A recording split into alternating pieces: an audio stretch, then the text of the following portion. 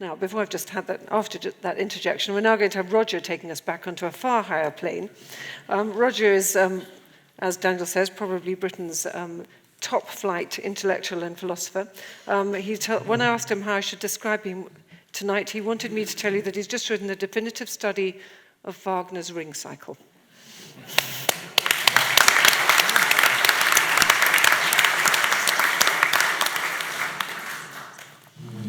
Thank you very much, and thank you to the previous speakers for having spoken so honestly and clearly. I think I'm outside the political process and unable to say anything quite as succinct as them, but I am thankful I hope you're also not right about that. We don't have time otherwise. Okay. I'm thankful, however, Justin, for having raised this question of why are we having a referendum, and aren't referendums in their nature a derogation from our political process? For us, democracy does not proceed by plebiscites; it proceeds by representation. We elect to Parliament the people whom we trust to represent our interests, and they take charge of things on our behalf and are answerable to us, but they're not our delegates. They're not people who are relaying our opinions and judgments. They are taking the issue forward on their own account, and we can vote them out of office if they make a mistake. And I think one of the problems is that we have elected these people to Parliament, and over the last decades or so, in the hope that they would settle this issue, settle the issue of the European Union and our relation to it. And at every point, they have refused to address it. Feeling among the people has run higher and higher, and still the issue is not discussed in Parliament in terms of the national interest. It's always in terms of the existing institutions and how we can amend them, even though everybody knows that they've been immune to emendation from the beginning. Now, I think the question, and this is something which has become very clear and was made clear by, I think it's Mr. Hibbard, who just asked a question. The question is not about the short term, it is about the long term. The economic arguments are all about the short term, and they are all, as I think Adam Zamoyski said, absurd, because they all presuppose the ability to predict what is unpredictable. And we know that from looking at the history of economic cooperation. But the long-term question is about our identity. It's not about our economic success or failure. The identity of a country is that which makes it possible for it to be ruled. The sense that we share something which brings us together, which enables us to accept being governed by people we didn't vote for, as I think has already been said, and to join together in crises to resolve our collective problem. We act collectively. We can only do this because we trust each other. Trust and belonging is what it's all about. In our history, trust has been vested in the nation state, and its sovereignty, and the territory over which it has exercised that sovereignty. Territory for us is not an arbitrary thing, nor are the borders that secure it. It is what defines what we are. And in that territory, various institutions have grown, and a language has come into existence. And those institutions are valued by us. They are precious to us because they encapsulate our freedom. And one in particular, I think, needs to be mentioned. I think actually Tom Kramer did mention it, which is the common law. Our European partners, as Laura would wrongly describe them, are governed by a system of law, the Roman law, which and its derivations through the Code Napoleon and so on, which is essentially a top-down system. Law is made by parliaments, or by, in the European case, by unaccountable institutions, and then delivered to the people who are told to obey. In our system, this is not true, and it never has been, not since Anglo-Saxon times.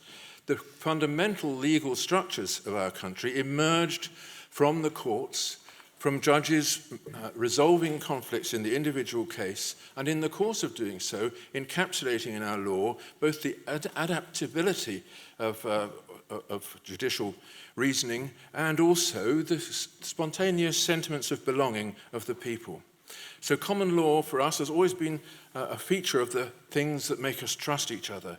It's a form of rule from below rather than dictatorship from above. And this is where I think we should see the great question of migration. Although we're told that it's vulgar to reflect on this, we can't deny that it's part of what people are worried about. Massive migration is a solvent of trust. When your children are put into schools where English is the second language of most of the other children in the class, where the customs of the teacher and of your parent and of the parents are not replicated through the classroom, then you have a sense that perhaps you don't all belong to the same community, and a huge new effort has to be made to create trust. How do we create that trust? It's well known that, looking at the history of Eastern Europe, that totalitarian government, especially under the communists, depended upon breaking down trust between people. If there is no spontaneous trust between people, they then depend upon top-down government in order to stay together.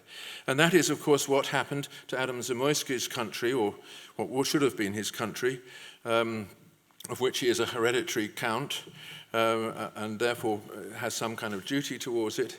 That happened to his country in the post-war period, the breaking down of trust among the people, which led to the necessity for some kind of control from above. And this bears on the migration issue. When we look at his country today, we see, of course, it's been liberated. It's been liberated by people who strove to take the message of freedom to that place during the dark years of communism. Adam himself being one of them, I, in my smaller way, another. And I was there yesterday and speaking to the foreign minister about the migration problem, and he said, you know, of course we welcomed the entry into the European Union, and the people welcomed it. Why? Because it enabled them to get away. And now we have the biggest democratic problem that we've had in our history. We can't pay the pensions that we're obliged to pay. All our best young people have left, our qualified middle class likewise. That's what freedom of movement has done to Poland and to other countries in Eastern Europe, from my experience, so that we who bear the weight of migration on our infrastructure have also caused another weight to them, which is the loss of their educated and technically competent class. So, you know, why should we have accepted this? We were never given any possibility, because the treaty under which we live was signed nearly 70 years ago by people who lived in a completely different situation and who were trying to unite 4 countries which didn't want to migrate into each other at all and had the same standard of living and the same general economic structure. That treaty was relevant, perhaps, to those 4 countries. It's not relevant to us now. But we are living under this treaty, and it's not an ordinary treaty, as Daniel himself has said. It's a treaty which has lawmaking powers, can impose laws from above on our common law jurisdiction without our being able to adjust them. And these laws are reflecting decisions and thoughts and ideals of people long since dead, who had a completely different conception of what Europe would be than the actuality that we face today. So that in a sense, we're being ruled by the long hand of the dead. And those dead people were themselves conspirators against the idea of the nation state. For Jean Monnet, that was the cause of wars. We have to get rid of the nation state.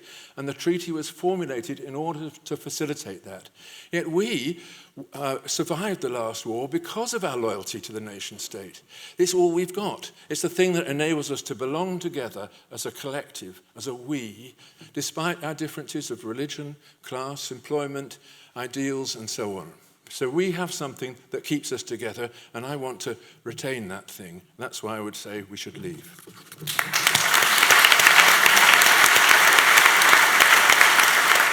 We'll take you after Simon.